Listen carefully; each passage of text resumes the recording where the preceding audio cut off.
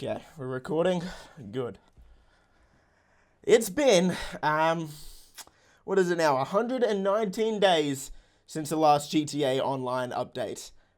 It's rough right now for GTA Online. We still don't know when the next update is going to come out. We haven't heard anything from Rockstar Games. A lot of people are leaving the game. Your favorite YouTubers aren't uploading as much GTA Online content anyway. And I want to talk about it. I'm frustrated with it. It's a game I want to love. But it's kind of tough to do that right now. There's a lot of glaring issues with the game, a lot of which we're actually not going to talk about because they've been spoken about to death. We know that. Actually, let's speed run them. We're going to do it real quick so that we don't spend 5 minutes getting to the topic I want to talk about.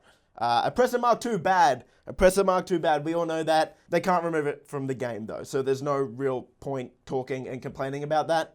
Shark cards and inflating prices, of course.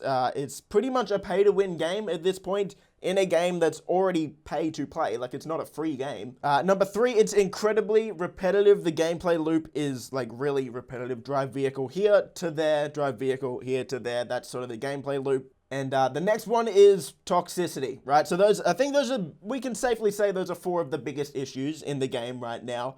I'm not going to talk or video about those, though. They're there. We've spoken about it. Let's move on to the issues that I think are more important than people are making out, and they're sort of destroying the game. Before we continue on with all of that, I just want to quickly say, if you're someone who absolutely stands GTA Online, you love this game is your game. You don't want to hear anything bad about it. You love it exactly how it is. I'm just going to tell you now, this video is not for you. I'm going to be criticizing a lot of the parts of this game. It might come across as negative to some people if you don't want to hear anything bad about the game. This video is part 1. There's going to be another video next week where I'm going to talk about the future of the game. I'm talking about the current state of the game today, talk about the future of the game next week, going over everything we know about, expanded and enhanced, and hopefully what we can expect from that. So if you want the more positive stuff, come back to that video next week. This one, I'm going to be diving into the negatives. So let's talk about some of the bigger issues now, right? You guys remember Cayo Perico? That came out 4 months ago, now 119 days ago to be exact. At the time, a lot of people were saying it was one of the better DLCs we've ever had. It was promised to be the biggest DLC we ever had. I don't know if it hit that. Is it the biggest? I don't know if it's the biggest we've ever had. If we're talking about new environments, I mean, technically, yes, Cayo Perico was probably the biggest new place we've ever had in GTA Online. That's not really saying much, though, because we haven't ever had a new location in GTA Online. But did Cayo Perico actually kill the game? Well, not kill the game, but did it hurt the game? Because when you think about it now, if you're a money grinder, let's look at the money grinding community in GTA Online. The Cayo Perico heist is the best way to make money by far. $1.5 million an hour solo, like that's pretty easy, like that's being generous, right? Nothing in the game, even with 2 to 4 players, comes close to that. Like the closest thing is the casino heist, which you can probably get $1.2 million an hour from, but that's if you're doing it in a group of 2. Cayo Perico just blows everything out of the water. It blows it out of the water to the point where it's literally not even worth doing your businesses anymore. Businesses are completely irrelevant. To be completely honest, the only time I've sold business stock since December when this DLC came out was for a video. I actually haven't sold any business product since the DLC came out because there's no point if you're trying to make money. Even when Rockstar makes the other businesses double money, it still doesn't really come close to the profit per hour that Cayo Perico does. That's crazy. And what's so strange about it is the community for so long has been asking for more ways to make money faster. And we finally get one, but it's like it pays you so much more than anything else that it sort of did more harm than good for like the long-term health of the game. And this is a really touchy subject, right? Because people want to complain about shark cards. We finally have a really good way to make money. It's a touchy subject. We get a good way to make money, which means you don't have to buy as many shark cards, but in turn, that sort of hurts the game. It's strange, I know. But regardless, you can see what I'm saying, right? You're only playing this 1/100th of GTA Online, which is the Cayo Perico heist, and you don't have to do anything else, which leads to the game being really repetitive, gets boring quickly, and then you move on from GTA Online to another game once you have everything that you want. And this brings me on to what I think is the biggest problem in GTA Online. So I know this is a bit of a rant. I don't really have a script for this. I'm sort of just winging this. I have some notes though. But the biggest problem in GTA Online right now that no one really talks about is Rockstar's content release strategy. The way they're releasing content. We get, the past couple years, we've got one heist per year. We haven't actually had a new business in the game since the nightclub, which was what? 2018, 2019, it's time flies, man. But this content release strategy doesn't appeal to the existing players. It sort of only appeals to the new players. See, here's the problem with this, right? We get a heist a year.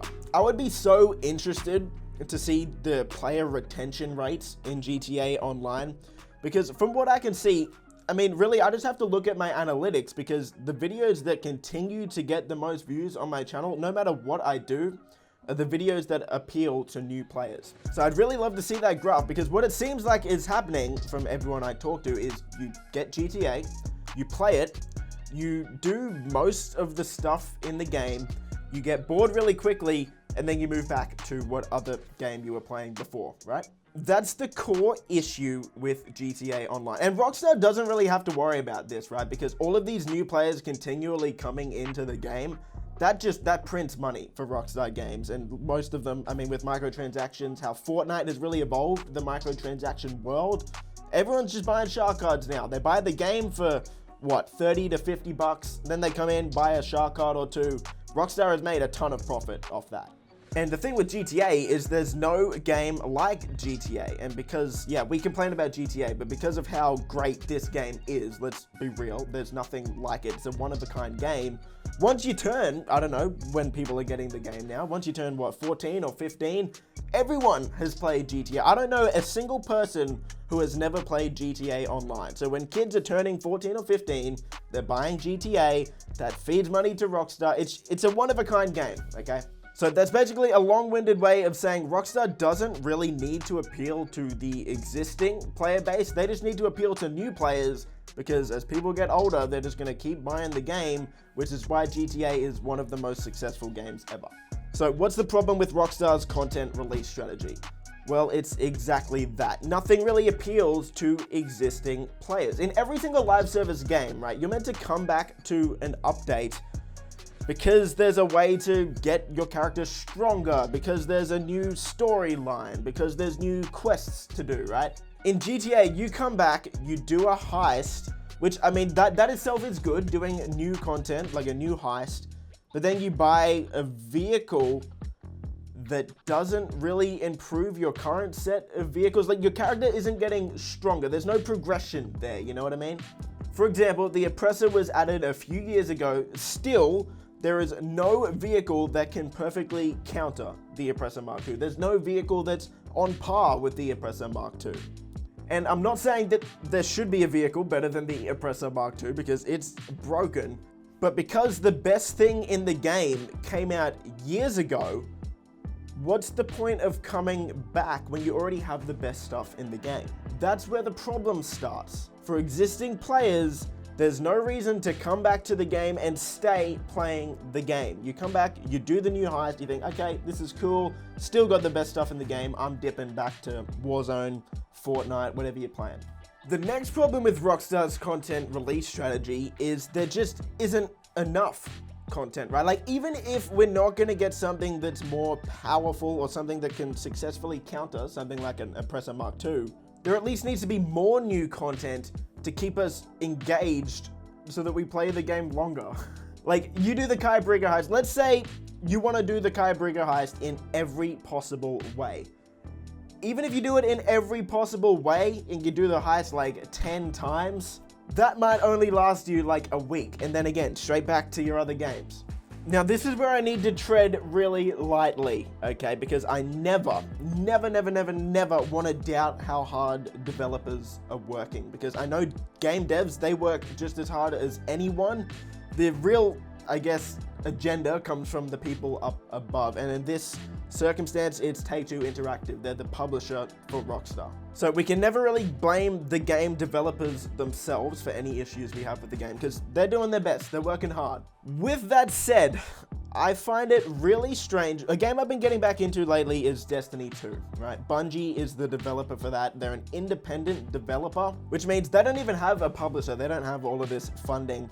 Bungie is roughly a 600-person studio. And over just the past year in Destiny, they've released a full-fledged DLC. That DLC itself was much bigger than anything we've got ever in GTA Online in a single update.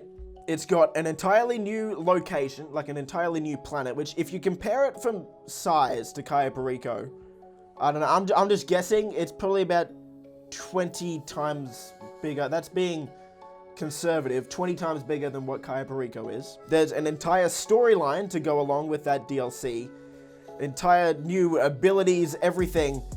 And on top of that, they're doing seasons each year as well, which is 3 different seasons or 4 different seasons throughout a year, which of course there's storylines with each season, different missions with each season. That's a 600-man studio.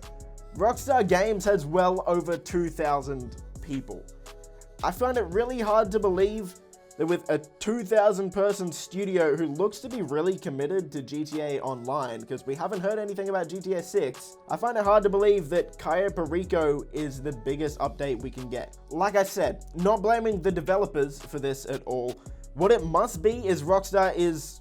It's gotta be Rockstar is working heavily on GTA 6, because there's just no way you've got 2,000 people, or even a big chunk of that number working on GTA Online, and all you can get in an entire year is maybe 2 cutscenes and an island heist. It doesn't make sense.